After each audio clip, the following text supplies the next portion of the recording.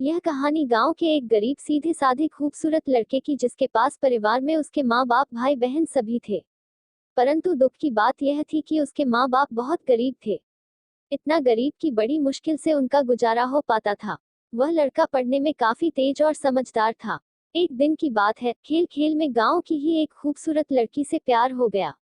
वह लड़की काफी अमीर घर की इकलौती बेटी थी। वह उस लड़की से इतना प्यार करने लगा कि उसे देखे बिना उसका जीना मुश्किल हो गया। उस लड़के ने लड़की को मन ही मन में अपना बनाने की सोच लिया। वह लड़का कई बार अपने प्यार का इजहार करने की कोशिश करता मगर कर नहीं पाया। कई बार प्रेम पत्र लिखा लेकिन वह उसे दे नहीं पाया क्योंकि उस लड़की के नजदीक जाते ही उसका दिल जोर जोर से धड़कने लगता और वह घबराकर अपना इरादा बदल देता। शायद उसके मन में एक डर था कि कहीं वह इनकार न कर दे या उससे नाराज ना हो जाए। वह किसी भी कीमत पर उसे खोना नहीं चाहता था। देखते ही देखते 3 साल बीत गए मगर वे अपने प्यार का इजहार ना कर सके। बस जहाँ रहते वह एक दूसरे को देखने के बहाने ढूंढते रहते। वह लड़का गरीब था और लड़की अमीर थी, शायद यही सोचकर उसकी अपने प्यार का इजहार करने की कभी हिम्मत नहीं हुई। मगर उसका प्यार बिल्कुल सच्चा और पवित्र था। उसने कभी भी उस लड़की के बारे में गलत नहीं सोचा और ना ही उसे कभी गलत नियत से छूने की कोशिश की थी। हाँ, कभी कभार वे हंसी मजाक कर लिया करते थे परंतु उन्होंने कभी भी एक दूसरे से अपने प्यार का खुलकर इजहार नहीं किया था। इधर धीरे धीरे उस लड़के के घर की आर्थिक हालत बिगड़ने लगी। अपने माँ बाप और छोटे छोटे भाई बहनों का एकमात्र सहारा होने की वजह से उसके ऊपर घर की जिम्मेदारी आ गई थी और वह इस जिम्मेदारी को समझता भी था। अंततः पैसा कमाने के लिए शहर तो चला गया लेकिन वह 15 साल का लड़का दिन भर काम करता और रात भर उस लड़की की याद में रोता रहता। ऐसे ही करीब 3 महीने बीत गए। एक दिन उसका दिल ऐसा उड़ा कि वह काम छोड़कर शहर से अपने गांव भाग आया। गांव आकर वह देखता है क्या कि उस लड़की की शादी कल ही होने वाली थी। अब तो उस लड़के को ऐसा लगा कि उसकी सारी खुशियां, सारी दुनिया ही उजड़ गई। लेकिन वह क्या करे, एक तरफ प्यार था और एक भाई और एक बेटे का फर्ज था। और दूसरी बात कि उसने तो कभी उससे अपने प्यार का इजहार भी तो नहीं किया था। इसलिए वह उस लड़की को भी दोष नहीं दे सकता था। इसके अतिरिक्त उसके पास और भी कई सारी मजबूरियां थी। जैसे वह आर्थिक रूप से इतना सक्षम भी नहीं था कि अपने महबूब को जीवन की सारी खुशियां दे सके।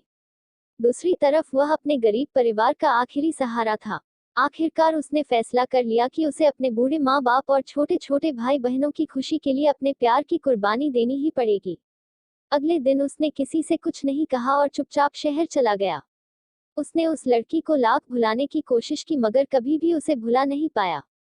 आज उस घटना के 17 साल हो गए हैं। उस लड़के की भी शादी हो गई है, बच्चे भी हो गए हैं और वह अपनी जिंदगी में खुश भी है। लेकिन वह लड़का आज भी उस लड़की से उतना ही प्यार करता है जितना पहले करता था। आज भी वह लड़की रोज उसके सपनों में आती है और वह फूट फूट कर रोने लगता है। उसके मन में आज भी एक कसक है कि उसने अपने प्यार का इजहार क्यों नहीं किया। आज भी वो उस लड़की को बताना चाहता है कि वह उससे कितना प्यार करता था।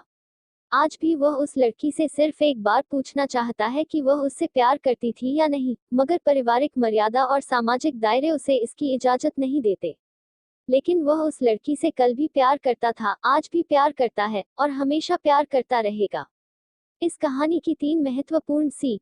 पहली, अगर आप किसी लड़की से सच्चा प्यार करते हैं तो ज्यादा इंतजार ना करें, क्योंकि वक्त का कोई भरोसा नहीं है कि कब क्या हो जाए। वरना आपको भी जीवन भर एक कसक के साथ जीना पड़ेगा क्योंकि ना तो बीता हुआ समय वापस आ सकता है और ना ही ये जिंदगी दोबारा मिल सकती है। दूसरी बात, अगर आप किसी से सच्चा प्यार करते हैं तो पहले प्यार को साइड में रखकर अपने लक्ष्य पर ध्यान दें और अपने जीवन में कामयाब होकर दिखाएं, नहीं तो यह दुनिया आपका प्यार कभी पूरा नहीं होने देगी क्योंकि ये इस दुनिया का कड़वा सच है कि ये दुनिया जाति और धर्म नहीं बल्कि आपकी हैसियत देखती है।